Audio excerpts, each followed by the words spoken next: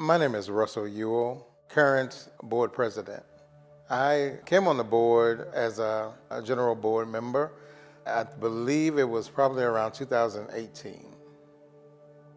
I had a good friend who we graduated, well, actually, I graduated from seminary the year before she did, and she was a board member of Missouri Faith Voices at the time, and just excited about the work that Missouri Faith Voices was doing, and would always come back and would tell us about it. And soon she was asked to become the executive director for Missouri Faith Voices, and the invitation was extended to me to become a board member. And at that time, there was a very, I wouldn't say long, but it was a serious process, interviews and that sort of thing. And I found it to be very fruitful, actually, the conversations that we had with the interviews. It is, from my understanding, that Missouri Faith Voices was born around the table of some clergy who were very interested in having the ability to be able to bring their faith to the social justice needs in our communities and statewide. The organization, for me, it's vital, actually. It is a place where I can bring both my faith and my abilities and my history as an advocate. For years, I served as an advocate for people with disabilities for over 20 years. And I would be in spaces where either people were advocates, and if you mentioned anything about faith, they did not want to hear it. And then I've been in positions and places where there were people of faith, and when you talked about how there were social ills in the community that needed to be addressed, the critique was, we don't need to have anything to do with that God will take care of it in the great by and by. And so to be in a space now where I'm able to be both, to do both, and where both are appreciated and is a vital part of what it is that we do, it is church.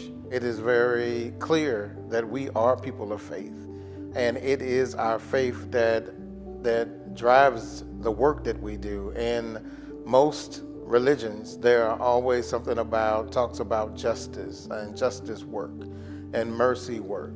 And so this is an opportunity for people to be able to actually bring that to this table. And it is my faith that drives me to do what I do. It is the calling that drives me to do what I do. So my fondest memory, I would have to say, is working with who was then our organizer in Springfield, Missouri, Susan Smalshbauer, who was a fantastic organizer. She understood the community very well, understood the dynamics of it. You know, each community is different, and the ways in which you organize have to be different. They have to relate to that community, and it's supposed to be driven by community members and leaders. And so she understood that. But when my wife and I, we spent 4 years in Springfield, and when we initially moved there, her excitement about us coming, and I was a board member at the time, and she made sure she engaged me and kept me very busy with the activities that were happening across, not only in Springfield, but across the state. And so I would have to say that those are my fondest memories of just being in those spaces and being able to respond when there were legislatures, when there were issues that needed to respond to locally. I would have to say that those were my fondest memories. I believe it is to continue to do the work.